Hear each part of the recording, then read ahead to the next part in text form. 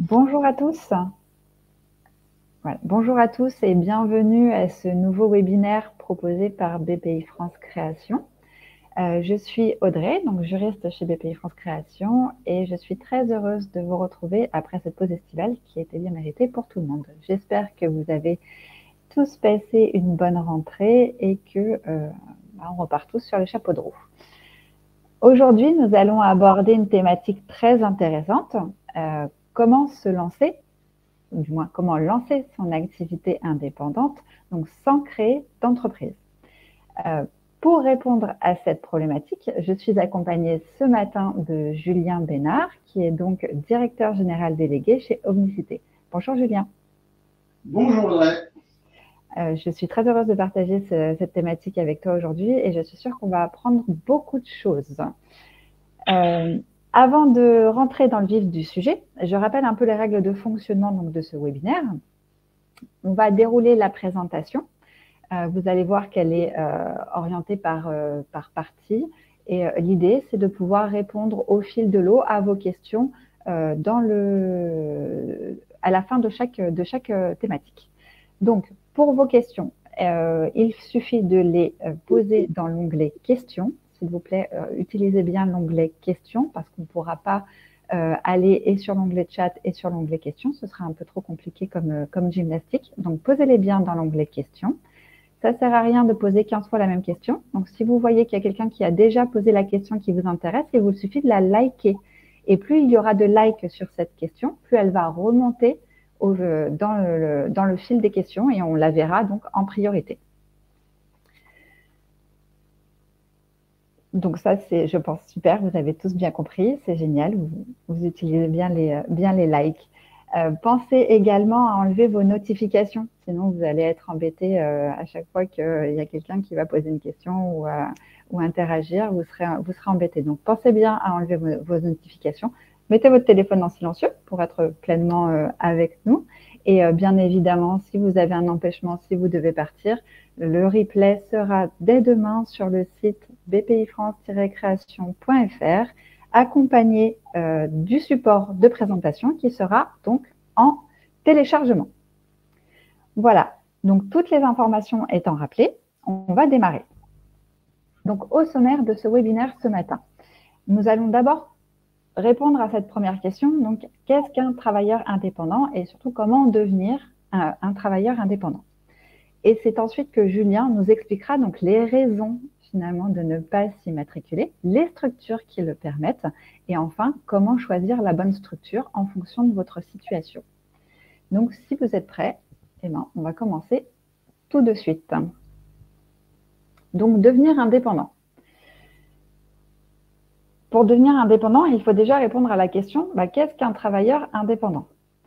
Le travailleur indépendant est donc une personne, sur la définition juridique, c'est une personne qui exerce une activité économique à son propre compte. Ça veut dire quoi? Ça veut dire tout simplement qu'il est autonome dans la gestion et l'organisation de son travail, mais également de ses horaires, qu'il a le choix dans ses clients. Voilà, il est complètement autonome pour trouver ses propres clients et surtout, il est complètement autonome dans la fixation, la tarification de ses prestations. Donc voilà, ça, ce sont vraiment les grands points qui caractérisent finalement un travailleur indépendant, l'autonomie. Maintenant qu'on a posé le principe de l'autonomie, alors, on me demande agrandir les slides. Non. Alors, je ne suis pas sûre qu'on puisse agrandir plus les slides, Pauline. Voilà. Donc, maintenant qu'on a répondu à la définition de qu'est-ce qu'un travailleur indépendant, on a également donc, le Code du travail qui nous fixe les conditions pour devenir un travailleur indépendant, pour être reconnu travailleur indépendant. Donc, quelles sont les conditions pour être reconnu travailleur indépendant selon le Code du travail? C'est d'être une personne immatriculée au titre de son activité. Immatriculée, c'est quoi? Immatriculée au registre du commerce et des sociétés, immatriculée au répertoire national des entreprises ou encore au registre des agents commerciaux. Alors, je ne cite plus qu'eux, puisque ce sont les 3 grands registres qui existent aujourd'hui, puisque vous savez que, par exemple, le répertoire des métiers a été supprimé depuis le 1er janvier 2023. Tout le monde est répertorié sur le répertoire national des entreprises. Deuxième condition, deuxième forme pour être reconnu travailleur indépendant, être dirigeant, d'être une personne dirigeante de son entreprise. Et enfin, troisième condition, fixer soi-même ses conditions de travail. Donc voilà. Donc si on répond à une de ces conditions, selon le Code du travail, nous sommes reconnus comme travailleurs indépendants. Les 2 premières conditions ne posent absolument pas de problème, puisque ce sont les 2 conditions les plus courantes et celles par laquelle tout le monde entre pour devenir travailleur indépendant. C'est-à-dire qu'une personne physique, pour devenir travailleur indépendant, le premier réflexe qu'on a, ça va être de dire je crée ma micro-entreprise ou alors je crée une entreprise individuelle classique. Deuxième condition, être dirigeant d'une entreprise, c'est quoi? C'est être dirigeant, gérant, président de sa structure. Donc les structures sont quoi? Ce sont les SARL, les EURL, les SAS, les SASU. Voilà. Et donc là, c'est la personne morale qui s'immatricule. Donc dans ces 2 premières conditions, on a l'immatriculation, soit de la personne physique immédiatement, soit de la personne morale que l'on représente. Et à partir de ce moment-là, on est un travailleur indépendant. Mais ce n'est pas vraiment la formule que l'on va aborder et que l'on va développer aujourd'hui. C'est vraiment la troisième condition qui nous intéresse, donc se fixer soi-même ses conditions de travail. Et là, c'est Julien qui va pouvoir en fait nous présenter toutes ces conditions et nous expliquer finalement comment on fait pour devenir travailleur indépendant sans s'immatriculer. Merci beaucoup Audrey. Et effectivement, c'est un sujet qui émerge de plus en plus. On est de plus en plus tous amenés à un moment donné dans notre vie à changer de vie professionnelle, à changer de parcours. De plus en plus de gens sont amenés à entreprendre. Et du coup, souvent on s'attache. Moi, je vois, ça fait 15 ans que je suis dans l'entrepreneuriat, d'abord en tant que moi-même chef d'entreprise et entrepreneur, et en ayant basculé du côté de l'accompagnement à l'entrepreneuriat et à la création d'entreprise. Je voulais commencer mon propos par quelques anecdotes pour illustrer un peu. Je trouve qu'on se concentre aujourd'hui beaucoup, quand on veut être indépendant, sur les 2 premiers items de la définition, qui est notamment la question des statuts, et on écarte un peu, en mettant de côté le troisième item, qui est peut-être le plus important. Et je me souviens d'une jeune femme que j'avais croisée sur un salon à la création d'entreprise qui voulait se lancer dans le dropshipping, donc dans l'import-export de produits de décoration, et qui est venue me voir, qui est venue discuter avec moi en me disant voilà, je me suis matriculé en micro-entreprise, j'ai créé mon site internet, j'ai même été accompagné par la plateforme que je ne nommerai pas, sur laquelle j'ai créé mon site internet. Donc en gros, ça y est, c'est bon, je suis lancé, mais j'ai pas de clients. Et donc et pareil, plein d'amis qui me disent Julien, toi tu es entrepreneur depuis un petit moment, tiens, j'ai une idée, est-ce que tu pourrais me conseiller sur quel statut choisir? Et avant même de parler du marché, avant même de parler de la typologie des clients, de savoir s'ils ont commencé à se prospecter, s'ils ont réfléchi à leur marque. Et en fait, on s'attache, et c'est naturel, tout le monde se presse sur, en fait, je voudrais absolument savoir quel statut je dois prendre, avant de se poser les questions fondamentales, qui est, en fait, pour mon projet, est-ce qu'il y a un marché? Et moi-même, quand j'ai été entrepreneur, donc au tout début de ma carrière professionnelle, c'était en 2009, j'avais monté une activité. À cette occasion-là, j'ai eu la chance de croiser la route de certaines des structures dont je vais vous parler après, notamment des couveuses et des coopératives d'activité et d'emploi. Si mon activité avait pu rentrer dans les cadres de ces structures, j'y serais allé les yeux fermés, parce que ça me permettait de tester mon activité sans tout de suite créer une entreprise et prendre ce risque-là. Et aujourd'hui que j'ai intégré une de ces structures, bien évidemment, je suis encore plus convaincu. Et l'idée de ce webinaire est pas tant de vous vendre telle ou telle structure, mais d'arriver à faire passer le message qu'aujourd'hui, on peut entreprendre et on peut développer une activité sans forcément avoir un numéro de SIRET à soi et s'immatriculer.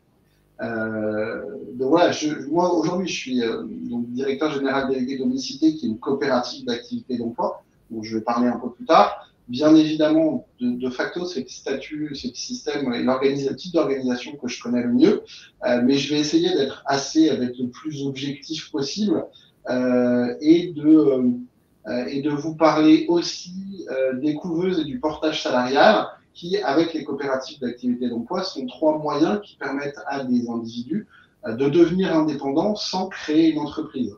Et je vous disais, mon but, c'est pas de vous convaincre absolument de rejoindre telle ou telle structure, c'est plutôt de vous donner les clés pour choisir quelle est la bonne structure pour votre projet, votre activité et votre personnalité. À mon sens, il y a 7 raisons principales de ne pas tout de suite aller sur la création d'une entreprise quand on veut devenir indépendant. La première raison, c'est que ça permet de démarrer rapidement son activité.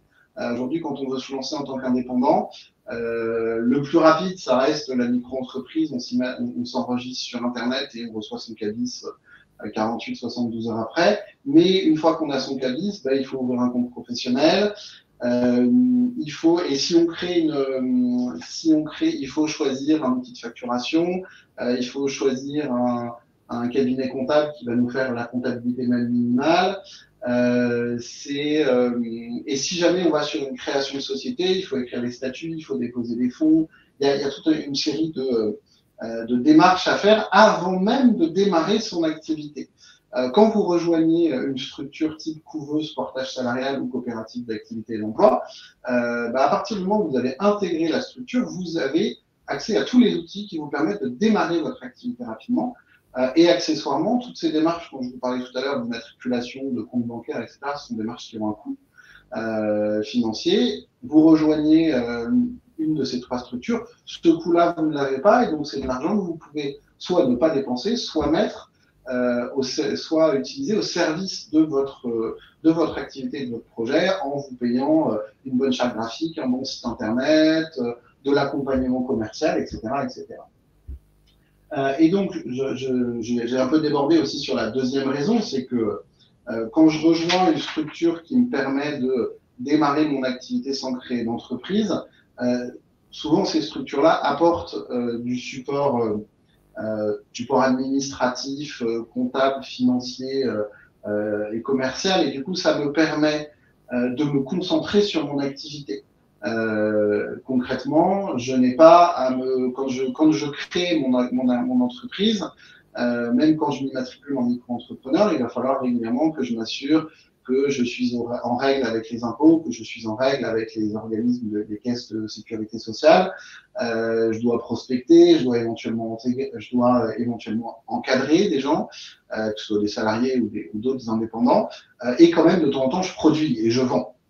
Mais être entrepreneur et être indépendant, ce n'est pas juste faire le métier qui nous éclate, c'est aussi un certain nombre de tâches autour à réaliser qui prennent du temps. Si je rejoins une structure type couveuse, portage salarial ou coopérative d'activité et d'emploi, ça veut dire que je délègue à cette structure-là une partie, pas la totalité, mais une partie de ces tâches. Et donc, c'est du temps que je récupère pour le consacrer à mon activité et à aller chercher des clients. Rejoindre une de ces structures, c'est aussi faire partie d'un collectif, ne pas être seul. Alors, on entend beaucoup parler de la solitude de l'entrepreneur et quand on est un indépendant, elle est très vraie aussi. Il y a plein de façons de lutter contre cette solitude. On peut aller travailler avec d'autres dans un espace de coworking, on peut rejoindre un collectif d'indépendants. Moi, ce que je trouve intéressant dans des structures comme celle dont je vais vous parler, c'est qu'on est accompagné. La forme de solitude qui est la plus difficile à vivre, je trouve, quand on est entrepreneur, quel que soit indépendant ou chef d'entreprise, c'est qu'on est seul face à un certain nombre de grandes décisions à prendre par rapport à son activité. Par exemple, fixer un prix pour une offre commerciale pour un client. Et intégrer une structure telle qu'une couveuse, une société de portage salarial, une coopérative d'activité d'emploi, c'est pas, on va pas avoir quelqu'un qui va prendre la décision à notre place, parce que c'est quand même à nous de prendre cette décision-là, mais on peut échanger avec des gens qui nous connaissent bien, qui connaissent bien notre activité, qui ont, ne nous cachons pas, un intérêt à ce que notre activité fonctionne, et qui vont donc pouvoir nous éclairer dans notre prise de décision. Et on n'est pas tout seul avec ça. Je trouve que c'est quelque chose d'assez important. Ensuite, quatrième raison, c'est d'apprendre à être entrepreneur. On n'est pas tout le monde ne naît pas entrepreneur. Ce sont des choses qui se travaillent, et toutes les structures dont je vais vous parler proposent souvent des programmes, des dispositifs d'accompagnement sur le métier d'entrepreneur, que ce soit via de la formation sur le commercial, sur la comptabilité, la gestion financière, mais aussi de l'accompagnement sur la posture entrepreneuriale. On accueille beaucoup de gens qui ont été salariés pendant 15-20 ans, et passer d'une posture de salarié à une posture d'entrepreneur, c'est quelque chose qui s'accompagne dans le temps. Cinquième raison, se laisser le temps d'essayer. Finalement, on peut penser avoir le meilleur service ou le produit du monde. Tant que ce produit-là ou ce service-là n'a pas rencontré son marché, bah, ça reste juste un concept, et on est en théorie. Et finalement, pouvoir tester un produit ou un service avant de se lancer sur la création d'une entreprise, c'est la meilleure façon de se dire « Ok, j'y vais ou je n'y vais pas ». Enfin, avant-dernier avantage, c'est avoir un appui sur les démarches commerciales. Trouver des clients, c'est le nerf de la guerre, hein, pour tout entrepreneur. Tout le monde ne naît pas, je vous disais, tout le monde ne naît pas entrepreneur, mais tout le monde ne naît pas aussi commercial. Et c'est des choses qui peuvent s'accompagner, qui sont souvent accompagnées dans ces structures-là. Alors là, à plein de niveaux différents, et chaque structure a ses particularités. Je vais parler quand même un peu de manière générale aujourd'hui, mais via des formations sur des techniques de prospection, il y a de l'accompagnement de la prospection, voire même il y a de la mise en relation avec des clients potentiels. Et c'est vraiment un vrai plus de pouvoir être accompagné à ce niveau-là. Et dernière raison, puis il y en a peut-être d'autres, hein, n'hésitez pas si vous pensez à d'autres raisons à les mettre, alors pour le coup peut-être pas dans les questions, mais dans le chat plutôt, pour apporter de la réflexion aux autres. Dernière raison, c'est en fait pouvoir aussi, si ce genre de structure permet de démarrer son activité rapidement, ça permet aussi d'arrêter son activité rapidement. Je ne sais pas si parmi vous, il y a des gens qui ont déjà eu à arrêter une entreprise, à fermer une entreprise, ça a été mon cas. C'est pas quelque chose qui se fait en claquant des doigts du jour au lendemain. Il faut clôturer comptablement une entreprise, il y a un certain nombre de démarches administratives. Quand on passe par des solutions type couveuse, portage salarial ou coopérative d'activité d'emploi, pour arrêter son activité, eh ben, on met fin au contrat, et on met fin à un seul contrat, au contrat qui nous lie avec la structure qui porte notre activité. Ça peut prendre du temps, parce que notamment pour le portage ou la coopérative d'activité d'emploi, quand on est salarié, on ne quitte pas un emploi salarié comme ça du jour au lendemain, mais en termes de démarche administrative, c'est quand même beaucoup plus simple. On arrive à la fin de la première partie. Est-ce qu'il y a des questions déjà à ce stade sur ce qui vient d'être dit? Alors, oui, je pense que, alors, elles peuvent déborder aussi sur ce qui va être dit, bien évidemment, par la suite. Mais déjà, moi, ce que j'ai compris, Julien, c'est que finalement, ce type de structure, voilà, au démarrage ou à première vue, peuvent réduire les risques financiers de l'entrepreneur. C'est bien ça? Oui, parce que en fait, ça permet, alors déjà, comme je disais tout à l'heure, ça permet de ne pas avoir certaines dépenses liées à l'immatriculation d'une entreprise. Ça permet de faire une étude de marché en conditions réelles, et derrière de pouvoir bien dimensionner les investissements au démarrage, et de se dire, bah, en fait, je pensais que ça irait plus vite, ou je pensais que ça irait moins vite, et du coup de pouvoir un peu mieux ajuster son plan de financement. Et comme votre activité, ça c'est alors là c'est l'intérêt qu'il y a notamment quand on crée une entreprise, hein, c'est qu'on peut dissocier le patrimoine de l'activité du patrimoine personnel, et du coup si jamais l'activité est en risque, elle ne vous met pas en risque personnellement, sauf si vous avez commis une grave erreur de gestion. Très bien, super, merci beaucoup. Alors, j'ai aussi quelques questions, et notamment sur est-ce que quand on intègre ce genre de structure, on a quand même droit aux aides, que ce soit de Pôle emploi, de subventions ou ce genre de choses? Alors oui, quand vous intégrez ce genre de structure, alors après ça va dépendre des structures, mais votre statut social ne change pas. C'est-à-dire que vous êtes indemnisé par Pôle emploi pendant un certain temps. Alors ça va dépendre de la structure que vous intégrez, mais vous conservez votre indemnisation Pôle emploi dans la mesure où généralement au début vous ne touchez pas de rémunération. À partir du moment où vous touchez une rémunération, que ce soit notamment quand vous devenez salarié d'une de ces structures, ben là oui, votre statut vis-à-vis de Pôle emploi va changer. Mais en même temps, vous devenez salarié, donc vous cotisez au chômage et vous créez des nouveaux droits. Et les droits que vous n'avez pas utilisés, ça vous décale la fin de vos droits chômage. Donc vous conservez votre statut social. Vous avez tout à fait le droit. Nous, on a des entrepreneurs dans la coopérative qui, dans le cadre de leur activité, sont allés demander des subventions et ils les ont eues sans aucun problème. Si jamais, par exemple, vous avez la reconnaissance de travailleurs handicapés, la reconnaissance de la qualité de travailleur handicapé, ben, vous avez aussi accès aux aides de l'AGFIP. Alors, ce ne sera pas les aides pour les créateurs d'entreprise qui sont liées au fait d'avoir un numéro de SIRET, mais ce sera les aides pour les salariés. Donc, finalement, vous pouvez continuer à vous disposez quand même d'un panel d'aide et de soutien financier public ou parapublic qui sont, alors c'est pas exactement la même chose que pour les créateurs d'entreprises, mais ce sont quand même des aides très larges et très ouvertes. Donc, en résumé, en matière d'aide, finalement, qu'on soit en entreprise classique, en passant par la démarche d'immatriculation ou en intégrant une structure qui nous héberge juridiquement, ça ne pose pas de frein.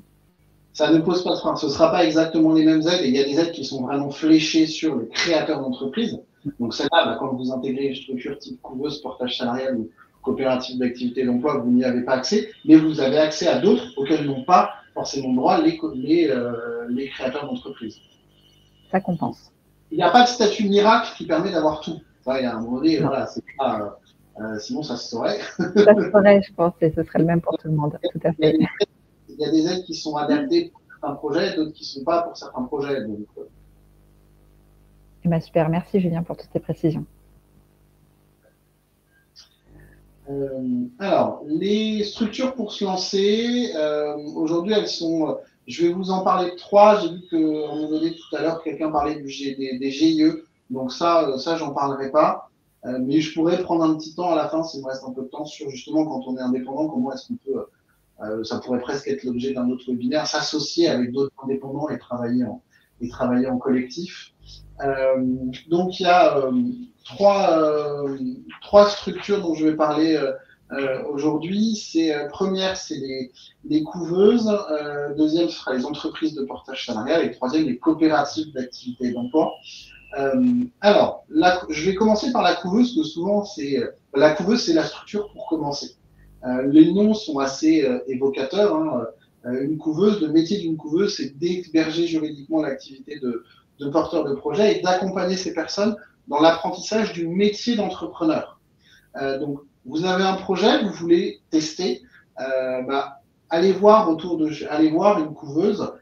C'est là où vous allez pouvoir être accompagné vraiment dans cette phase de test d'activité et aussi dans l'acquisition de cette posture entrepreneuriale. Je reviens un petit peu plus tard dans un deuxième temps sur les spécificités de chacun des statuts. Là, je commence par une définition un peu globale. Après, je verrai les points communs et ensuite les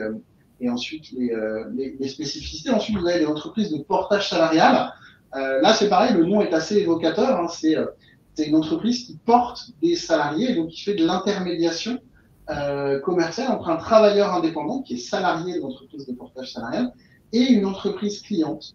Et là, quand vous allez rejoindre une société de portage salarial, vous allez avoir un support administratif très fort, notamment dans la gestion de la relation commerciale avec le client, de la signature du contrat au recouvrement des factures.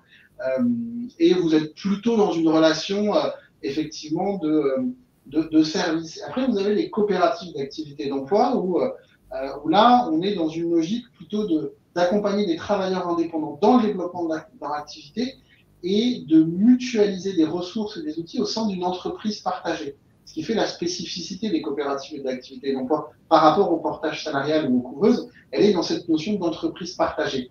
Dans une coopérative, ce sont des indépendants qui mutualisent des moyens et qui donc, à un moment donné, j'en parlerai un petit peu plus tard, rentrent dans la gouvernance de leur coopérative et de leur outil de travail. Ces structures, elles ont des points communs. Il y a plusieurs points communs. Premier point commun, c'est la mécanique. La mécanique, c'est en fait, j'intègre une de ces trois structures. Je vais donc utiliser son numéro de SIRET pour facturer mes clients.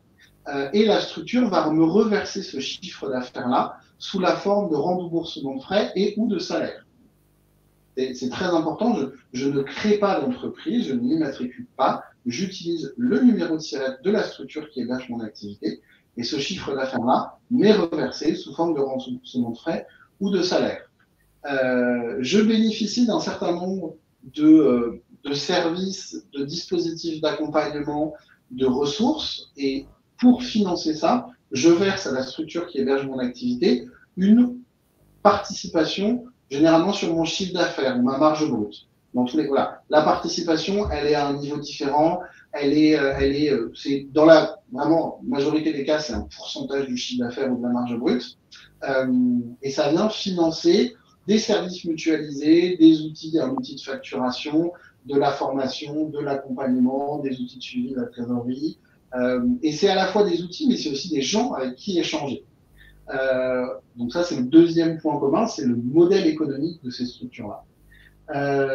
Troisième point commun, je vous disais, l'accès à des services mutualisés. Quatrième point commun, j'intègre un collectif. Dans tous les cas, je ne suis plus tout seul dans mon activité puisque j'ai intégré un collectif de travail, un collectif de pairs, de gens avec lesquels je vais pouvoir échanger. Et dernier point, et c'est très important, et on en revient un peu au troisième point de la définition du travailleur indépendant selon la loi, c'est que même si j'utilise le numéro de SIRET d'une autre structure, d'une structure qui porte mon activité, je suis autonome dans la réalisation de mes missions et dans la recherche de mes clients.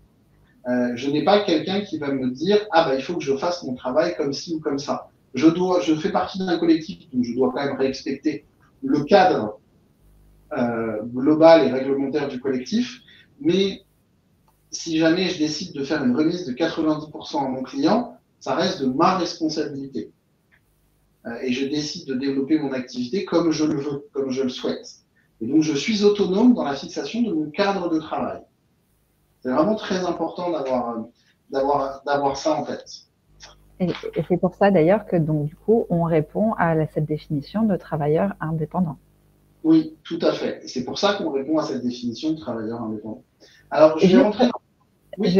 Je voulais rappeler à tous les participants de bien poser vos questions dans l'onglet questions, s'il vous plaît, puisque dans le chat, ça se noie un peu avec votre discussion et on peut on peut passer à côté de questions qui sont pertinentes. Donc, s'il vous plaît, n'hésitez pas à les mettre dans l'onglet questions. Merci beaucoup. Alors, je vais rentrer un petit peu dans le détail des différentes structures. Les premières structures, c'est vraiment sur la structure pour la phase vraiment de test et de validation de son étude de marché, qui est la couveuse. Alors là, les informations, je les ai reprises de la fiche pratique sur le site de la BPI. Donc, il y a toujours une participation aux frais structures, en moyenne de 0 à 5% du chiffre d'affaires. Les couveuses s'intègrent, les couveuses peuvent intégrer tout porteur de projet quand le projet est prêt à être testé. En soi, la qualité de la personne, il n'y a pas forcément de frein, il va plus y avoir des restrictions sur les typologies d'activités.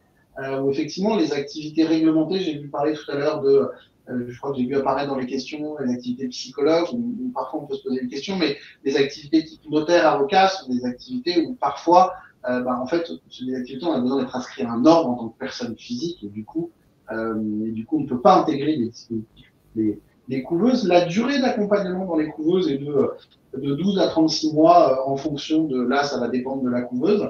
Il y a aujourd'hui en France un peu plus de 50 couveuses qui accompagnent plus de 5500 entrepreneurs accompagnés avec une durée de séjour de 13 mois.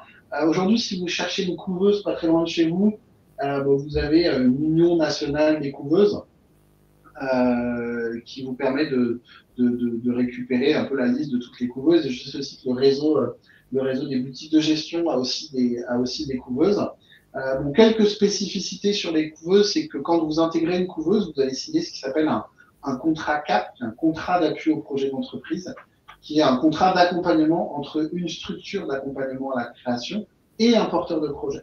Et c'est ce contrat-là qui vous permet d'utiliser le numéro de SIRET de la couveuse pour facturer en échange et dans lequel il y a marqué votre pourcentage de participation aux frais de structure et tout le dispositif d'accompagnement que la couveuse vous met à disposition. L'Union des couveuses propose un parcours de formation certifiant qui s'appelle l'École supérieure de l'entrepreneuriat, c'est-à-dire toutes les formations que vous allez suivre. Ça vous permet derrière de décrocher un diplôme, et même si jamais un diplôme d'entrepreneur de la petite entreprise, et du coup, si jamais pour X raison votre projet n'aboutit pas, en fait c'est quand même des compétences que vous pourrez valoriser si jamais vous décidez de retourner à la recherche d'emploi. Et il y a aussi certaines couveuses qui vont être spécialisées sur des secteurs d'activité, sur des métiers, sur des domaines. Donc ça, j'y reviendrai un peu sur la fin, mais c'est effectivement un premier conseil à vous donner dans les critères de choix, la spécialisation de la structure. Si vous avez une activité dans tel ou tel secteur, regardez aussi s'il n'y a pas des structures qui sont spécialisées sur telle ou telle activité. Deuxième type de structure sont les entreprises de portage salarial. Donc mécanique toujours la même, une participation aux frais de structure de 5 à 15% du chiffre d'affaires. La fourchette est assez large. Il y a même des structures qui aujourd'hui sont sur des modèles où c'est plus un pourcentage du chiffre d'affaires, mais c'est un montant fixe tous les mois. Et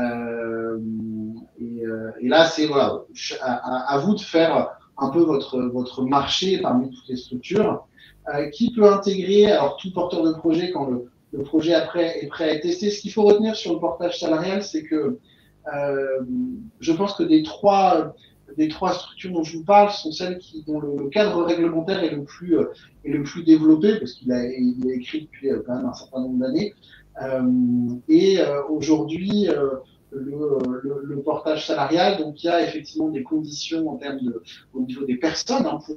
Il faut avoir un niveau d'études Bac+2, d'une expérience significative dans le métier. Les activités accueillies sont majoritairement des prestations de services intellectuels aux entreprises. On ne peut pas, si on a une clientèle de particuliers, aujourd'hui, je crois qu'on ne peut pas passer par une entreprise de portage salarial.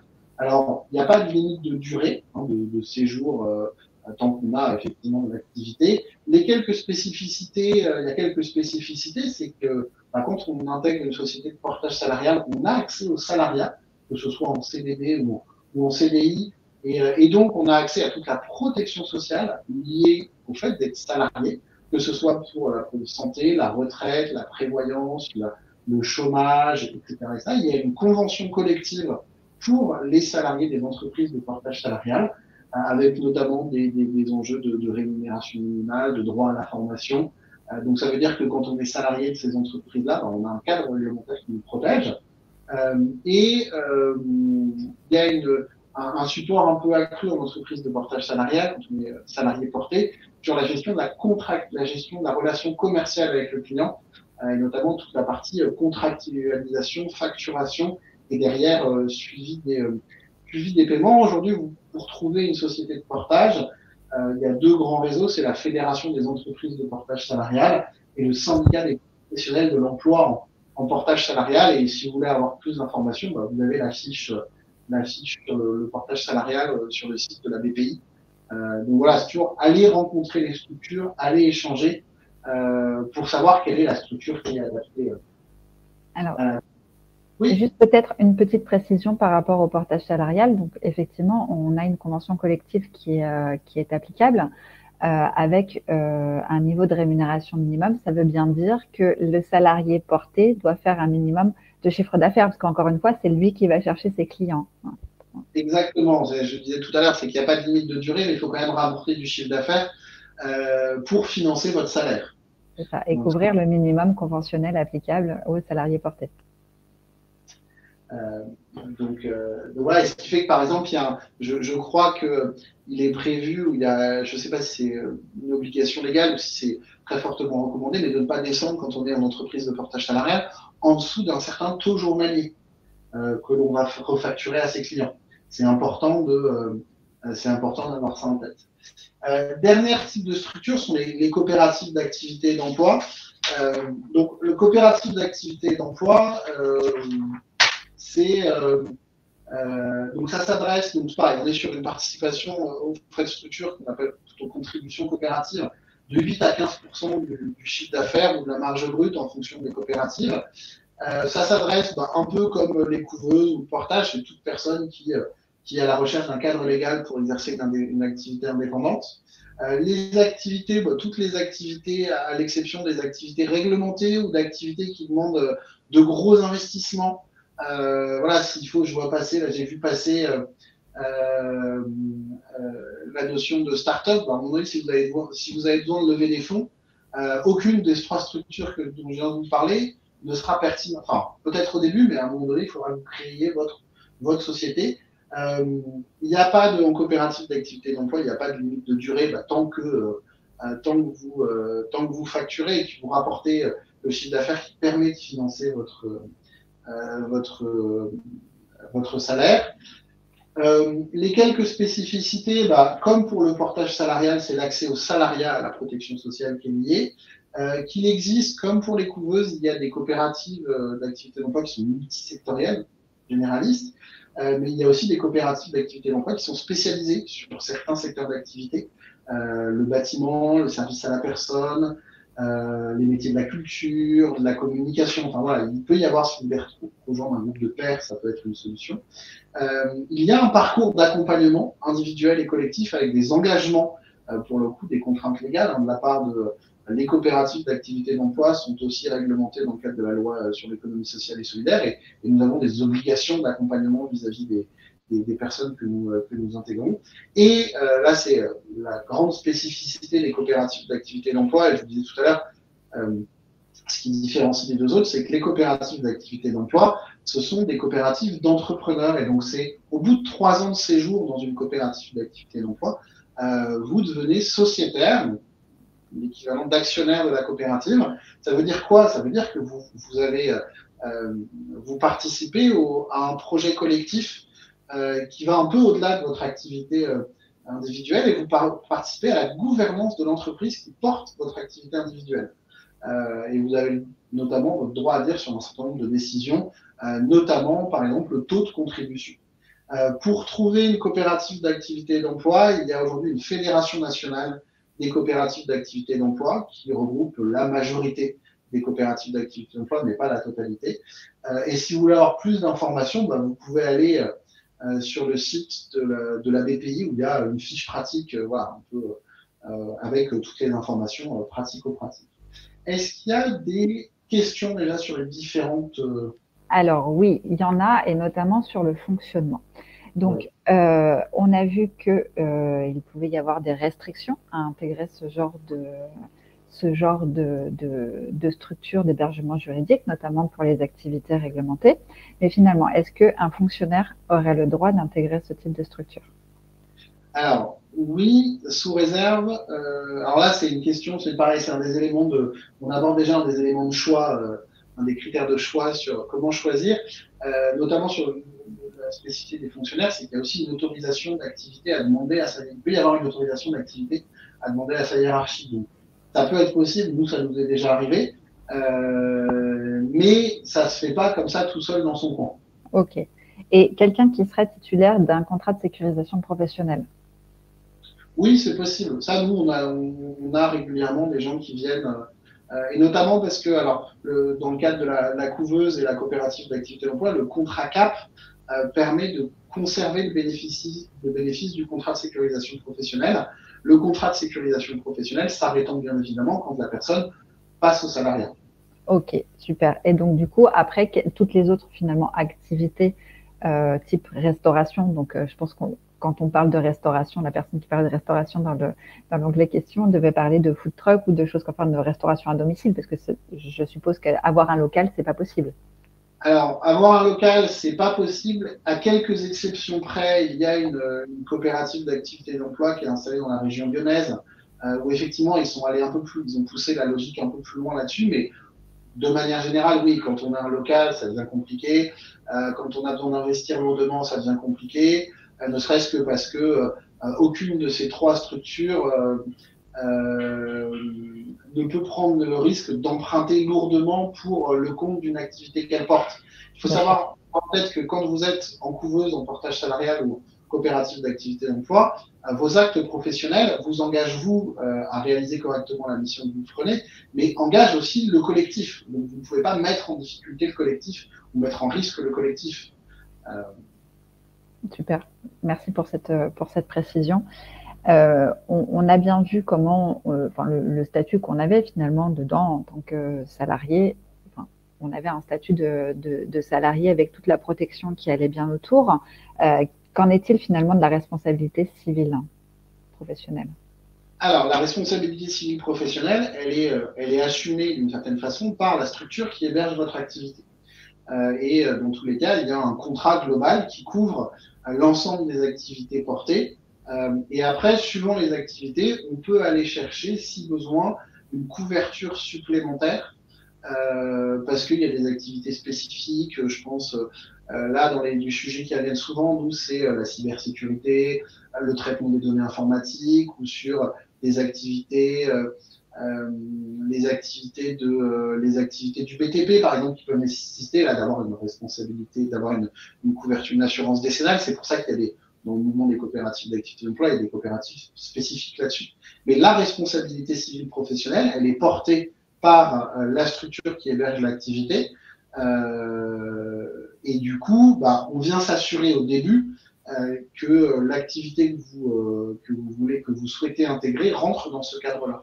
Et si besoin, on ira voir avec nos assureurs s'il y a besoin d'adapter le cadre. Et parfois, ça n'est pas possible. Et donc, ça peut être un critère de, en fait, nous, on ne peut pas nous héberger. Ok, très bien, super. Et dernière petite question, on a vu qu'il y avait des parties, pour chaque structure, il y a une participation aux frais, ce qui est tout à fait logique. Y a-t-il des frais d'adhésion, par contre? Est-ce qu'il y a des frais d'entrée dans chacune de ces structures? Ça va dépendre des structures. Il y en a certaines où il y en a, il y en a certaines où il n'y en a pas. Il y en a certaines où il faut arriver déjà avec du chiffre d'affaires, il y en a certaines où il ne faut pas. Donc c'est pour ça que là, je ne peux pas répondre de manière globale. C'est plutôt aller voir chacune des structures, chacune a son mode de fonctionnement. Très bien. Et s'il n'y a pas de chiffre d'affaires, qu'est-ce qui se passe? Ça va dépendre des ça va dépendre des structures. S'il n'y a pas de chiffre d'affaires, par exemple, quand vous êtes en couveuse ou au tout début de la coopérative d'activité d'emploi et qu'il n'y a pas de chiffre d'affaires, en fait, ça veut dire que le test n'est pas concluant. Du coup, on arrête le contrat d'accompagnement. Et puis, ça. À un moment donné, si vous êtes dans une entreprise de portage salarial ou que vous êtes salarié dans une coopérative d'activité d'emploi, à un moment donné, s'il n'y a pas de chiffre d'affaires et qu'on ne peut pas vous verser votre salaire, on va avoir une discussion sur la pérennité du projet entrepreneurial. Les raisons de cette absence de chiffre d'affaires. Et après, alors là, chaque structure gère ça comme elle le veut. Ok, super, merci beaucoup. Je pense que c'est tout pour. Alors, pour terminer, effectivement, comment choisir? Quelques questions à se poser quand on souhaite intégrer l'une de ces trois structures. Alors déjà, la première question à se poser, c'est le niveau de maturité de son projet. À quel point est-ce que je suis proche de facturer? Est-ce que si je suis encore à l'état d'idée, ces structures-là ne vont pas vous accompagner pour passer d'une idée au projet. Il faut quand même avoir quelque chose d'un peu construit qui est vraiment pas loin de démarrer, voire même qui a déjà démarré. On voit de plus en plus de gens qui sont déjà en activité sous un autre statut et qui en fait rejoignent une structure type couveuse, portage salarial ou coopérative d'activité d'emploi pour passer à une deuxième étape de développement de leur activité. Il y a la question du statut. On parlait tout à l'heure on parlait des fonctionnaires, mais on a parlé du contrat de sécurisation professionnelle. Par exemple, si on a été cadre toute sa vie. Enfin, voilà, ça peut orienter un peu le choix de la structure. Il y a le type d'activité. Est-ce que c'est une activité qui est réglementée ou pas? Est-ce que c'est spécialisé sur tel ou tel secteur? Je vous disais, il y a des structures qui sont spécialisées, qui sont sectorisées. Ça peut être le lien aussi avec les territoires. Si vous avez un projet qui est très ancré sur un territoire, ça peut valoir le coup d'aller voir une structure qui est à côté de chez vous, parce que qui aura des relais locaux, notamment les couveuses et les coopératives d'activité d'emploi sont parfois financées par des collectivités, par des agglomérations, et du coup, ça peut permettre de faire du réseau en local. Puis c'est intéressant aussi d'avoir des collègues qui sont des gens qui habitent pas très loin de chez soi. La typologie des clients, je vous disais tout à l'heure, quand on est en entreprise de portage salarial, on ne peut pas travailler avec une clientèle de particuliers. Et donc, effectivement, voilà, ça peut orienter.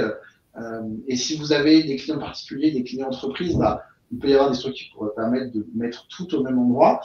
Et si vous bossez avec il faut savoir qu'il y a certaines grandes entreprises ou grosses PME qui ont des accords cadres avec par exemple, des sociétés de portage. Et du coup, pour travailler avec telle société, ça peut être plus intéressant d'aller travailler avec telle ou telle entreprise. Donc, ce sont des questions à poser et quand vous allez rencontrer les structures. Le lieu de réalisation de vos prestations, si vous êtes amené à vous déplacer régulièrement à l'international ou à travailler avec des clients internationaux, j'aurais tendance à vous dire allez à un moment donné peut-être aller regarder plutôt du côté de grosses entreprises de portage salarial ou de grosses structures, de grosses coopératives d'activité d'emploi, des grosses couveuses qui peuvent être outillées parce qu'aller à l'international, aller travailler à l'international, voire par exemple être en mission et aller habiter pendant 6 mois, 1 an, 2 ans à l'international, c'est un changement de statut et c'est bien d'avoir une structure qui a les moyens derrière de suivre administrativement. Le réseau, des trucs tout bêtes, mais en fait, si vous connaissez déjà une personne ou 2 personnes ou 3 personnes qui sont passées par telle ou telle couveuse, entreprise de portage salarial ou coopérative d'activité d'emploi, allez leur poser la question de quelle expérience ils ont vécu. Et enfin, votre personnalité. Rejoindre une structure comme celle-ci, c'est rejoindre un collectif. Avec les avantages, un collectif, il y a de la force du collectif, ça permet de mutualiser des outils, avec ses contraintes aussi. Tout collectif a ses règles de bon fonctionnement pour que le collectif fonctionne. Et je me souviens, moi, d'une entrepreneur qui avait intégré la coopérative il y a 2-3 ans, qui elle-même avait été entrepreneur pendant quelques années, et en fait, qui s'est rendu compte au bout de 6 mois il y avait plein d'insatisfactions sur l'accompagnement, le suivi administratif, rien n'allait, et en même temps, il n'y avait pas de... Et en même temps, ça allait plutôt bien, son activité se développait, etc. Et elle s'est rendue compte que pourquoi ça n'allait pas, c'était pas que on n'était pas à la hauteur de ce qu'elle souhaitait en termes de qualité de service, c'était qu'en fait, elle s'est rendue compte qu'elle avait besoin d'être indépendante elle était indépendante jusqu'au bout des ongles. Et elle avait besoin d'avoir vraiment la main sur plein d'éléments, et notamment sur son compte bancaire, sur la gestion de son argent. Et du coup, il fallait qu'elle crée sa société. Et à partir du moment où on a acté ça, le départ s'est très très bien passé. Mais parfois, on est vraiment indépendant et on a envie d'avoir son nom sur un cabis. Dans ce cas-là, on peut faire un petit passage en couveuse, en portage salarial ou en coopérative d'activité d'emploi. Mais à un moment donné, il faut avoir l'honnêteté de se dire, moi j'ai envie d'avoir mon nom sur un cabis, du coup je crée ma société. Et c'est pas grave, ça n'est pas un échec. Au contraire, c'est juste, et peut-être c'est un des 3 conseils, une des 3 dernières choses sur lesquelles je voulais terminer, c'est que une activité, elle n'a pas, si vous choisissez un statut ou une structure, ça ne vous engage pas pour toute votre vie professionnelle. Une activité, elle peut changer de statut. Et c'est très important de se poser régulièrement la question, est-ce que le statut que j'ai choisi est le bon statut pour mon activité à l'instant T? Et peut-être qu'à un moment donné, il faut que je passe par une couveuse. Peut-être qu'à un autre moment donné, il faut que j'aille dans une entreprise de portage salarial. Peut-être qu'à un moment donné, j'aurais envie de rejoindre, et ça correspondra bien à mon envie de rejoindre une coopérative d'activité d'emploi. Et peut-être qu'à un moment donné, il faudra que je passe par d'un micro. Peut-être qu'il faudra que je crée une SASU. Peut-être qu'il faudra que j'ai une micro et que je sois aussi en portage ou en coopérative d'activité d'emploi parce que j'ai des activités très différentes. Et pour pouvoir exercer ces activités, j'ai besoin d'avoir plusieurs statuts. C'est fini aujourd'hui la période où on est sorti de l'ère où tout le monde fait le même travail pendant 25-30 ans et garde le même statut. Non, aujourd'hui, on arrive dans une période, alors qu'on trouve ça bien ou pas bien, c'est un autre débat, mais on a plusieurs statuts, on a plusieurs vies professionnelles, et donc on peut essayer plusieurs choses. Et pour voilà, donc c'est effectivement, je terminais par le dernier conseil, c'était voilà, vous n'êtes pas engagé avec une structure professionnelle.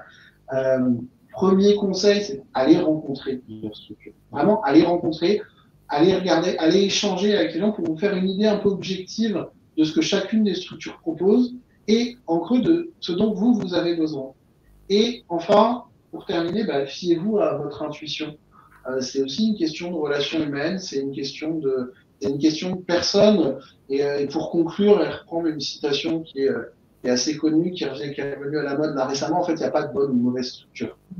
C'est vraiment c'est une question de rencontre et c'est une question de feeling que vous allez avoir et de est-ce que la structure que vous rencontrez répond à vos besoins. On pourrait faire la même conclusion pour le choix d'une structure juridique quand vous vous y matriculez. Il n'y a pas de bonne ou mauvaise structure. En fait, chaque structure sera adaptée en fonction de votre profil, de votre personnalité, de votre projet. Voilà, c'est pas parce que votre voisin aura fait ça que vous allez devoir forcément faire ça, parce que vous aurez d'autres affinités. Ça m'amène à une question. Est-ce que du coup, dans ce type de structure, donc les hébergements juridiques, est-ce qu'on peut y exercer plusieurs activités finalement complètement différentes? Alors, tant que les activités rentrent dans le cadre réglementaire des structures, oui, pas de souci. Hein. Nous, on a dans la coopérative des entrepreneurs qui, je pense à un entrepreneur, il est développeur logiciel et en même temps, il a une activité de thérapeute. Enfin voilà, ça peut permettre de rassembler les choses. Ça peut être un des intérêts que de rassembler toutes ces activités au même endroit pour n'avoir qu'un seul statut. Ok, très bien, super. Et est-ce que ce type de structure pourrait éventuellement être adapté pour des activités ponctuelles? À partir du moment où on ne fait pas de chiffre d'affaires, ça devient compliqué, non? À partir du moment où on ne fait pas de chiffre d'affaires, ça devient compliqué. Notamment quand on passe sur les structures type entreprise de portage salarial ou quand on est salarié en coopérative d'activité d'emploi. Il faut savoir que le salariat, ça a un coût. Ce sont les cotisations sociales, salariales et patronales. Et souvent, quand on a une activité ponctuelle, c'est qu'on a un emploi à côté. Et pour ça, moi, je trouve que la micro-entreprise a quand même été au départ pensée pour des gens qui étaient salariés et qui voulaient développer un complément de revenu. Oui. Donc ça reste très adapté à cet endroit-là. Mais c'est pas impossible. On a des entrepreneurs qui font en coopérative d'activité d'emploi qui font peut-être 5-10 000 euros de chiffre d'affaires par an. Et en fait, ça rentre dans l'économie globale d'un foyer. C'est pas grave, et ça n'est pas un problème. D'accord. Donc en fait, finalement, faut vraiment encourager les gens à se renseigner sur ce type de structure, même quand c'est des activités ponctuelles, même quand c'est des activités qui finalement ne génèrent pas beaucoup de chiffre d'affaires. Ça peut être une solution, ça peut être adapté. On a une question. Est-ce qu'un incubateur, c'est la même chose? Non. Si on parle, voilà. On parle des incubateurs, des GE, etc. Voilà, ce sont vraiment des choses qui sont à part. Les métiers sont parfois proches parce qu'on est sur des structures d'accompagnement à la création d'entreprises, mais un incubateur n'hébergera jamais juridiquement votre activité. Voilà, il faut être créé, il faut donc créer sa structure pour pouvoir intégrer un incubateur qui vous accompagnera dans le développement. Très bien, super. Eh ben, en tout cas, un grand merci pour toute cette belle présentation. Et est-ce que, Julien, tu aurais en tête, par exemple, des entrepreneurs qui ont réussi par rapport à ce biais, qui ont de belles histoires? Pour clôturer. Pour clôturer, c'est vrai qu'on a beaucoup parlé de tests, démarrage, etc. Mais il faut savoir qu'il y a des gens qui peuvent rester très longtemps dans des structures. Nous, Omnicité, on a été créé en 2006. On a 2 entrepreneurs qui sont encore dans la coopérative, qui sont sociétaires. Ils sont là depuis 2007. Et c'est des gens qui, depuis 2007, arrivent à vivre de leur activité sur des métiers, notamment dans l'informatique, et qui, en fait, restent durablement dans l'entreprise. Et puis, on a des gens, ils sont là depuis, ça fait quasiment 15 ans, qui sont indépendants en coopérative d'activité et que ils ont pu avoir des hauts et des bas, mais qu'en fait, ils arrivent à se dégager un salaire qui leur permet de vivre. Et c'est quand même ça l'objectif de chacun. C'est ça. Après, voilà. Donc, on les utilise pour du test, mais rien ne nous empêche d'y rester si on s'y sent bien. Tout à fait. Super. Eh ben, un grand merci. Donc, moi, je rappelle que ce webinaire sera donc mis sur le site bpifrance-création.fr en replay dès demain. Je rajouterai des liens dans cette présentation pour que vous puissiez retrouver près de chez vous, que ce soit les couveuses portées par l'Union des couveuses ou celles portées par BGE. Voilà. Donc, essayez de faire un annuaire pour retrouver toutes les structures et les coopératives d'activité également, et aussi de portage près de chez vous si ça vous intéresse, pour que vous puissiez aller les voir, aller les rencontrer. Et faites-vous une idée, parce que c'est peut-être la solution pour vous. Voilà, donc je pense que ça peut être un peu le mot de la fin. N'hésitez pas à pousser les portes. Sur ce, je vous souhaite vraiment à tous une très belle après-midi. Et puis, je vous dis au prochain webinaire au mois d'octobre, pour toujours organisé par BPI France Création. À très bientôt. À bientôt. Merci encore, Julien. C'était très clair. Merci Audrey pour l'invitation.